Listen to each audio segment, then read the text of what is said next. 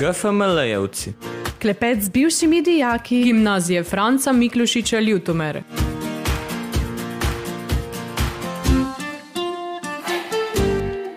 Lepo pozdravljeni v podcastu GFML-jevci. Smo v drugi epizodi 3. sezone. V studiu gostimo nekdanje dijake Ljutomerske gimnazije, ki z nami delijo svoje spomine na gimnazijska leta. Ne ostanemo samo pri tem, podamo se tudi na njihove karierne poti, pokukamo v zasebno življenje in z vami delimo zanimive življenjske zgodbe. Tokrat podcast za vas pripravljam Saša Štajner. Ob mikrofonu se mi je pridružil Franc Čuš. Pozdravljeni. Lepo pozdravljeni. Franc Čuš, dijak GFML, profesor zgodovine in geografije, razrednik številnim generacijam ljutomerskih dijakov, od srede oktobra ravnatelj naše gimnazije, raziskovalec, pisec strokovnih člankov, gasilec, čebelar, vinogradnik in še marsikaj. Čisto na začetku, profesor Čuš ali gospod ravnatelj Čuš? Najraje slišim, če mi rečejo prijatelji, seveda Franci, drugače, če mi dijaki rečejo učitelj. Namreč to je tisti poklic, za katerega sem se odločil in potem tudi izobraževal, ter ga tudi z veseljem opravljam. Seveda nekako najprej z nastopom službe tukaj na gimnaziji Franca Miklošiča Ljutomer je nekako navada, da učitelje dijaki nazivajo s profesorji, tako da sem se nekako tega že tudi navadil. Seveda tega naziva gospod ravnatelj oziroma ravnatelj pa se šele navajam in najverjetneje bo kar nekaj časa trajalo, da se ga bom navadil, ampak še vedno ostajam eden in isti, tako kot me je mama rodila, Franc Čuš. Ob izteku 20-letnega mandata ravnatelja Kusteca in obenem ob 60. obletnici gimnazije ste prevzeli vodenje naše šole. Ste se že navadili na novo funkcijo in s kakšnimi izzivi se pravzaprav soočate? Zdaj seveda v teh nekaj dneh se nikakor nisem mogel navaditi na to nalogo, ki jo upravljam, za katero sem se v bistvu odločil sam, ampak vseeno je bil nek proces oziroma postopek imenovanja, ki je bil kar dolgotrajen, tako da mi je včasih bilo celo malo nerodno, ko so me znanci ali pa nasploh ljudje, s katerimi sem se srečeval, prvič ali nazivali z ravnateljem, čeprav še nisem bil, oziroma me spraševali, kdaj nastopim to nalogo, to funkcijo, in vedno znova sem potem moral pojasnjevati, da bo prišel čas, ko se bo tudi to zgodilo, da je procedura oziroma postopek že tako daleč, ampak seveda mora nastopiti nek določen datum, trenutek, od katerega naprej se potem upravljam to nalogo. Letos ste se kljub novemu položaju na šoli odločili, da boste eno izmed skupin četrtih letnikov vendarle poučevali zgodovino. Kaj vas je prepričalo v to? Zanimanje za poučevanje ali pa smo vas morda prepričali dijaki, ki nas poučujete? Oboje, pa še marsikaj drugega. Seveda si svojega poklica ne znam predstavljati, da ne bi stopil v razred in delal tisto, kot sem že uvodoma rekel, za kar sem se izobraževal in kar najraje počnem. Seveda po eni strani me je v to prepričala stroka, to pomeni, da ohranjam stik z zgodovino. Še predtem me je prepričalo delo z dijaki, to kar počnem že od leta 1996, to pomeni že 27 let. In seveda, ko prideš v razred, je to čisto nek drug občutek in res, ko smo poleti delali načrt organizacije in pa urnik, sem pač rekel, da sem sicer preveril, če je to možno, da lahko še učim v razredu in da potem tudi imam naprimer to možnost sovplivanja na to, da bi učil in nekako na ta način ohranjam neposreden stik z vami, dijaki, da ne samo, da vam predstavim učno snov, ampak da imamo ta neposreden kontakt, da potem tudi lahko vi meni date neko povratno informacijo. Ne vem, naprimer, ali je dovolj toplo na šoli ali je treba bolj kuriti. Dovolj toplo je na šoli, to vam lahko zagotovimo. Ko pa smo že pri funkcijah, ki jih na tej šoli opravljate, kako to, da ste se odločili tudi za nadaljevanje vodenja dijaške skupnosti? To je še spet eden izmed razlogov, da ohranjam neposreden stik z vami, dijaki. ko je pač nastopil ta čas, da sem bil potrjen za to, da nastopim funkcijo ravnatelja, sem v bistvu na dijaški skupnosti vprašal predstavnike dijakov, ali še vidijo v meni vedno tistega, ki bi lahko bil kot mentor dijaške skupnosti, in sem dobil tudi enotno podporo, da zaenkrat še. Seveda, če se bo pa v vrstah vas dijakov pojavila pobuda, da si želite drugega mentorja dijaške skupnosti, bom pa seveda to tudi sprejel. Ampak spet na ta način ohranjamo ta stik, katerega smo vzpostavljali skozi v bistvu vašo celotno srednješolsko obdobje. Mentor dijaške skupnosti sem v bistvu že, mislim, da skoraj da je pretrgoma 15 let. Dijaki takrat na začetku so videli v meni nekoga, s katerim se je moč pogovarjati, kateremu je moč zaupati, nekoga, ki bo prenesel vaše ideje, interese, želje in tako dalje naprej. In zdaj sami boste ocenili, ali sem bil uspešen, ali so se te ideje potem tudi realizirale, ali ste bili na šoli, ali ste še vedno na šoli dovolj slišani. Zdaj, moj občutek je ta, da dijaki naše šole ste slišani, seveda v mejah možnosti, ki jih pač na šoli tudi imamo. Ja, mislim, da govorim v imenu vseh, ko pač potrdim to, da ste zelo dober voditelj dijaške skupnosti. Delovanje gimnazije zelo dobro poznate. Nenazadnje ste prvi stik z njo spostavili kot dijak. Vaš razrednik je bil dr. Puconja, ki smo ga v podcastu gostili prejšnji mesec. Kaj ste se naučili od njega? Ja, zdaj, tako je, ker sem zgodovinar, potem ponavadi dam tudi nekaj zgodovinskih dejstev. Na gimnazijo sem torej prvič prišel kot dijak leta 1988. Prva moja razredničarka je bila profesorica geografije, gospa Majda Gomboc, ki pa je po pol leta zamenjala službo oziroma je šla v drugo delovno okolje. Torej bila je profesorica geografije in tudi sam sem geograf, tako da je ta stik že tukaj nastal. Potem je pol leta nadomeščala ena profesorica, gospa Ajdova iz Maribora, ki je prav tako bila profesorica geografije. In tako da je potem naš razrednik v drugem letniku postal dr. Miran Puconja, ki nas je potem do 4. letnika učil tako slovenščino, kakor filozofijo. Tukaj sva se midva zelo hitro z razrednikom našla, ker že v srednji šoli smo imela mogoče, že jaz sem imel takrat podobne interese, to je ljubezen naprimer do zgodovine, to, kar je izžarevalo tudi iz predavanj razrednika. Namreč meni je slovenščina ležala zaradi tega, ker je glavni poudarek pri njem bil na književnosti, na zgodovini, manj na slovnici.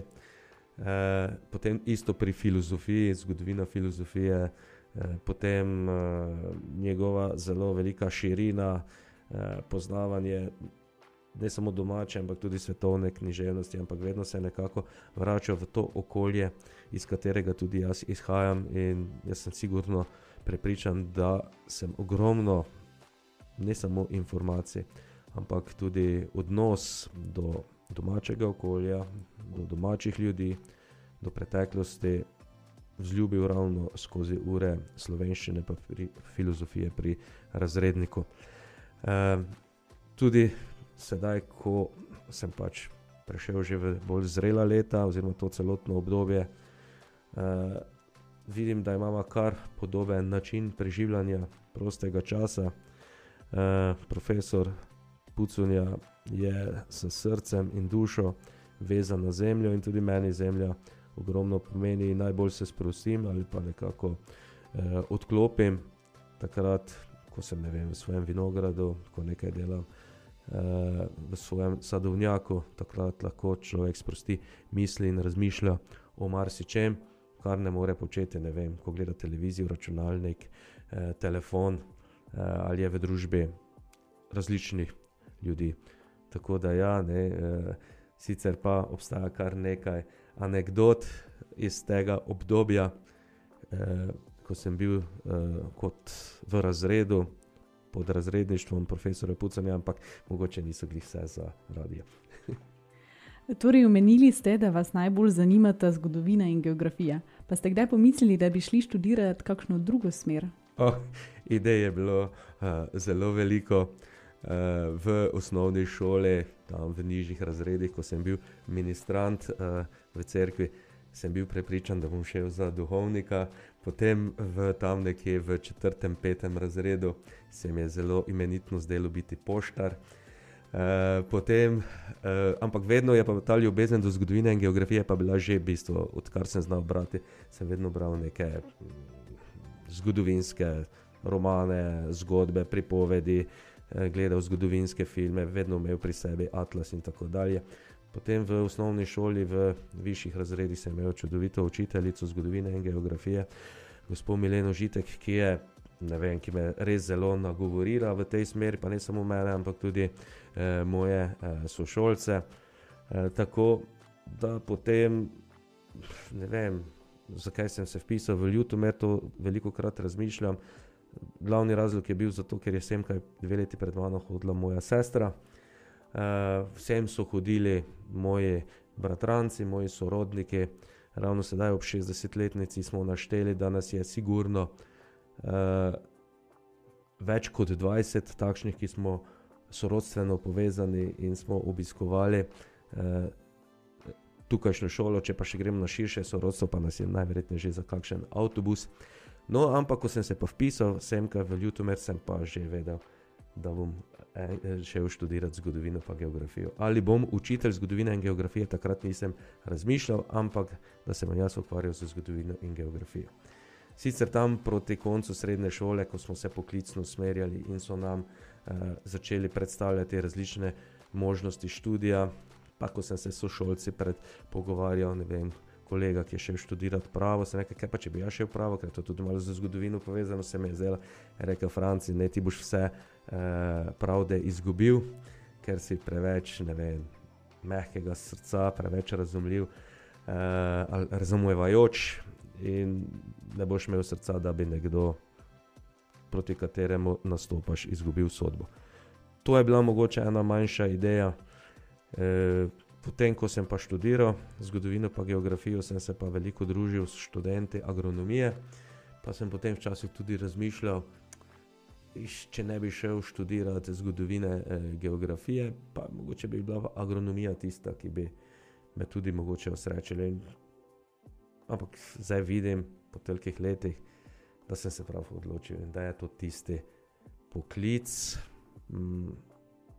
ki me nekako izpopolnjuje, zdaj bo rekel osrečuje, ampak v bistvu nekako zadovoljuje moje te poklicne ambicije. Tudi mi mislimo, da ste se pravilno odločili za študijsko smer. Družbene razmere in časi se spreminjajo.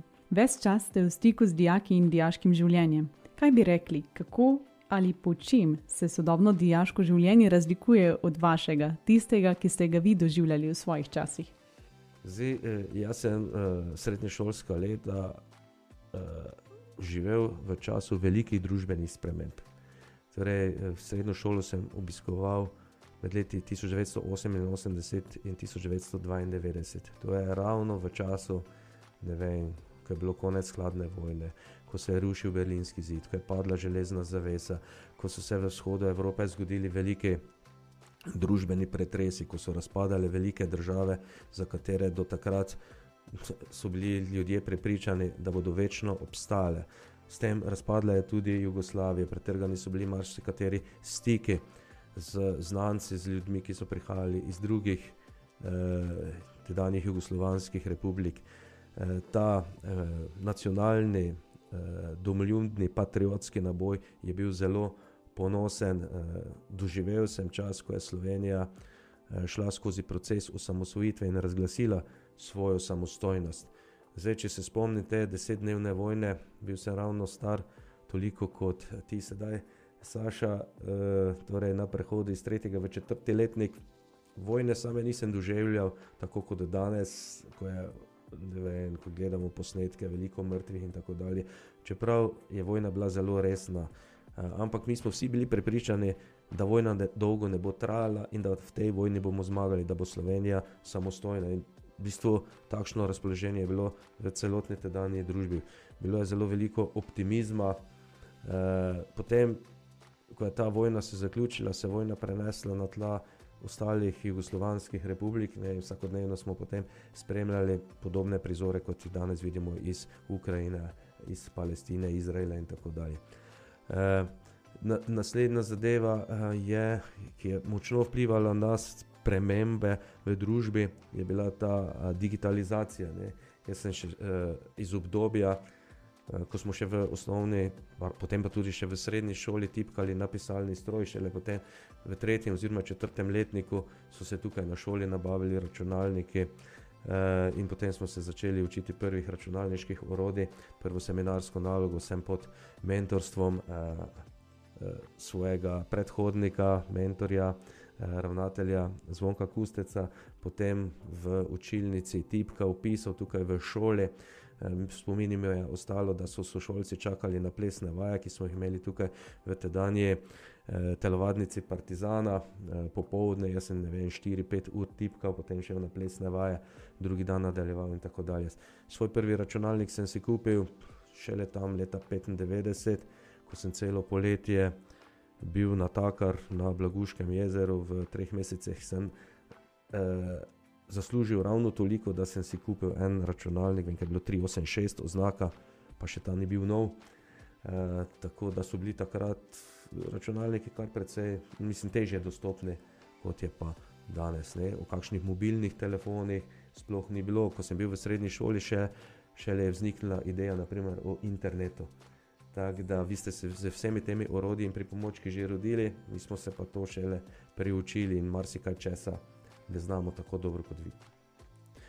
Sicer pa smo znali preživljati veliko tega časa skupaj, ukvarjali smo se s športom, jaz sem v bistvu cele vikende preživel na najrazličnejših nogometnih turnirjih, treniral sem rokomet, seveda starši niso imeli časa, pa mogoče tudi niso dali takšne podpore temu, da bi jaz treniral kakšen šport.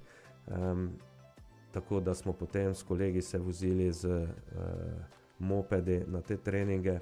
Spomnim se primera, poleti bi trebalo iti na trening, bili smo pri kosilu, pravim očetu, zdaj jaz grem na trening v Radgonu, pravi oče, to ne bo šlo, zdaj je čas košnje, treba je tam, ker moja babica imela eno manjšo kmetijo, pokositi travo, ko boš pokosil to travo, lahko greš na trening. Seveda ta košnja je trajala 3-4 ure, trening je bilo že davno konec, ampak potem ni pa bil problem, ne vem, zvečer, o petkih, sobotah, ni bil problem, da smo lahko šli s svojimi kolesi ali pa mopedi v kakšne diskoteke, ki jih danes v bistvu več ni, ne?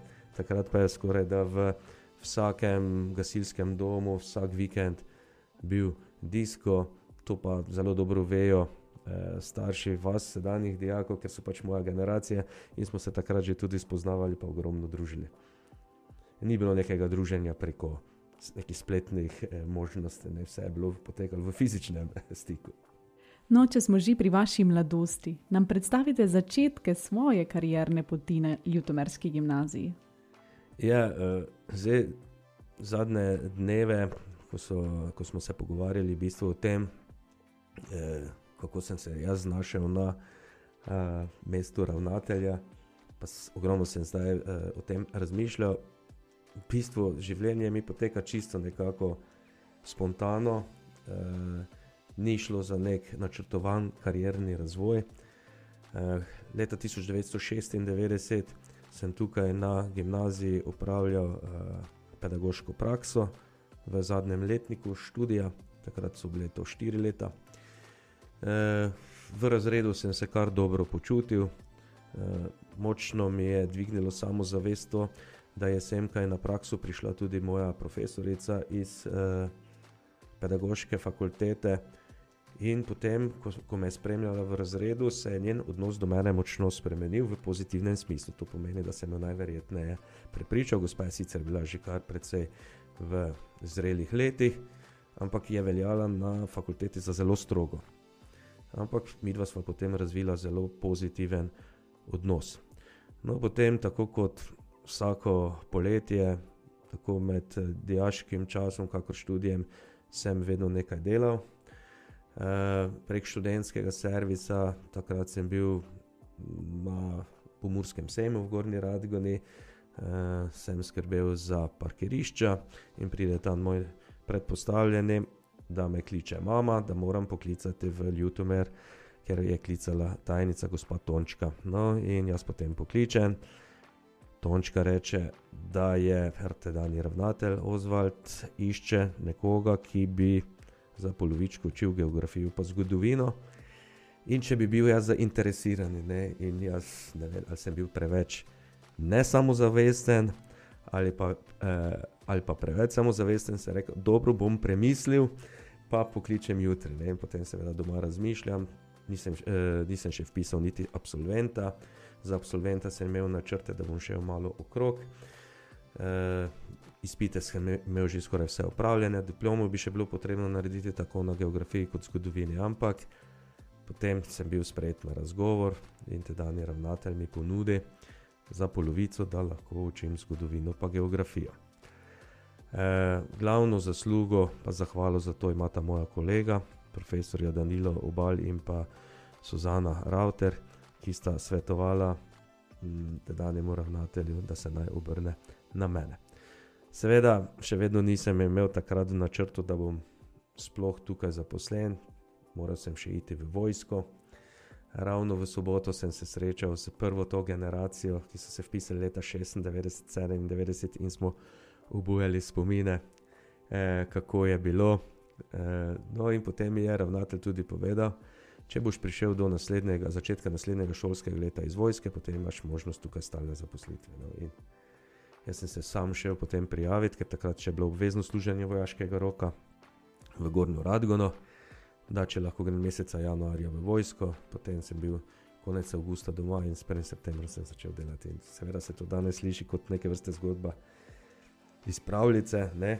Ker danes je težko včasih, še posebej v šolah, dobiti to vrstno zaposlitev.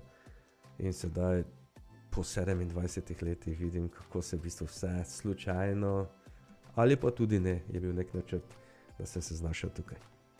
Kaj je po vašem mnenju največ, kar lahko profesor da svojemu dijaku?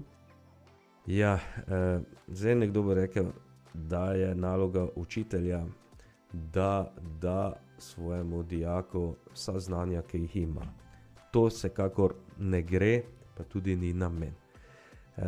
Jaz kot učitelj zgodovine in geografije si predvsem želim, da moji dijaki razvijajo pozitiven odnos do teh predmetov, pozitiven odnos do same šole. Seveda velik ponos so mi tisti dijaki, na katere sem mogoče sovplival, da so se potem odločili ali za pedagoški poklic, ali potem za sam študij zgodovine ali geografije. Kar nekaj mojih študentov je potem študiralo ali pedagoško ali nepedagoško smer zgodovine in geografije. Nekateri so naredili na tem področju zelo pomembno in uspešno znanstveno kariero. In ko vidiš svoje dijake, kako so uspešni in pa hkrati zadovoljni v življenju, mislim, da je to največji uspeh, ki ga lahko doseže nek pedagog. In po drugi strani, da ohrani učitelj s svojimi dijaki nek pristen, hkrati seveda profesionalen, ampak ta topel odnos, da vedno znova, ko se srečuje, da se spominja, kako je bilo, da en drugega pohvalimo, kakšni smo bili oziroma kakšni smo. Tako da res meni je to v veliko veselje in s svojimi dijaki se stalno znova srečujem. Kar nekaj mojih dijakov je tudi sedaj mojih sodelavcev in na njih sem še pa posebej ponosen, pa tudi, bomo rekli, čustveno navezan. To so seveda sedaj že tudi gospe in gospodje ne bom zdaj rekel ravno v zrelih letih, ampak v nekih odraslih letih. Vsi imajo že ali so že ustvarili neko poklicno kariero ali so si ustvarili družine in tako dalje. Seveda vi mlajše generacije, pa sem tudi prepričan, da bomo ta stik seveda nadaljevali, ohranili, čeprav se ta starostna razlika med nami sedaj pač daljša. Naprimer, ena spet taka anekdota, ko sem bil zadnjič v soboto skupaj z mojo prvo generacijo dijakov, ki so maturirali leta 2002 in smo šli na maturantsko ekskurzijo na Rodos v Grčijo, čisto sam sem šel z njimi, ne tako kot danes, ko agencija zagotovi toliko vodnikov, pa potem zraven še grejo dijaki ostalih oddelkov. Mi smo se odločili, gremo čisto sami na Rodos, sicer v organizaciji ene agencije, ampak oni so imeli svojega zastopnika za vse svoje goste na Rodosu. In potem v hotelu smo težko prepričali, kdo je tu razrednik. Torej, osebje v hotelu je bilo prepričano še skoraj da do konca našega bivanja, da smo vsi dijaki in da smo prišli sami v lastni organizaciji. In potem torej, bilo kar zelo tako prijetno to vzdušje. Gospod Čuš, zahvaljujem se vam, da ste si vzeli čas in iz pisarne na drugem koncu šole prišli na pogovor v šolski radijski studio. Želim vam uspešno ravnateljevanje in veliko zanosa na novih poteh. Nasvidenje. Najlepša hvala, Saša, da si me povabila v studio, da si pripravila tako prijeten pogovor. Vsi, ki naj boste poslušali, seveda se vam zahvaljujem, da ste naj poslušali. Vabim vas na našo šolo, šola Gimnazije Franca Miklošiča Ljutomer so stalno odprta. Seveda tudi moja pisarna, tako kot je bila sedaj, je odprta in ste dobrodošli, da pridete, da vidite, kaj delamo, da se pogovorimo, da predlagate, da bi bili še boljši. Vam, dijakom, ki ste ob zaključku srednje šole, seveda želim, da šolo uspešno zaključite, da uresničite svoje, ali so to sanje, ambicije, cilje, da boste uspešni v življenju. Sedaj pri svojih letih seveda že lahko zatrdim, da merilo uspeha ni denar na transakcijskem računu, avtomobil, kakšnega voziš, na kakšna potovanja odhajaš, ampak da počneš tisto, kar te osrečuje, da si pošten do sebe in pošten do vseh ljudi, ki so okrog tebe, da se tudi znaš postaviti za svoj jaz, za svoje ideje, ampak na spoštljiv način, da znaš poslušati tudi ostale. Vsem, ki ste šele na tej poti, ali da pridete v srednjo šolo, ali pa da boste nekako v procesu srednješolskega izobraževanja, verite, da znanje, ki ga pridobite, je zelo velika vrednota. Znanje boste potem skozi življenje samo še nadgrajevali. Znanje je ena izmed tistih zadev, ki vam jo nihče ne more vzeti, in če boste to znanje znali v življenju dobro unovčiti, sem prepričan, da boste zadovoljni s sabo, in če ste zadovoljni s sabo, potem bodo tudi ljudje, ki vas obkrožajo, enakega mnenja. Tako da še enkrat najlepša hvala. Dragi poslušalci, prijazno vabljeni, da spremljate dogajanje na naši šoli, saj vsak drugi teden pripravljamo radijsko oddajo Glas GFML in vsak mesec podcast GFML-evci. Na sporedu lokalnih televizij pa si lahko vsak mesec ogledate oddajo Aktualno na GFML. Vse te vsebine in tudi današnji pogovor najdete na naši spletni strani www.gfml.si. V novem podcastu se slišimo konec novembra. Adijo! Nasvidenje! GFML-jevci. Klepet z bivšimi dijaki Gimnazije Franca Miklošiča Ljutomere.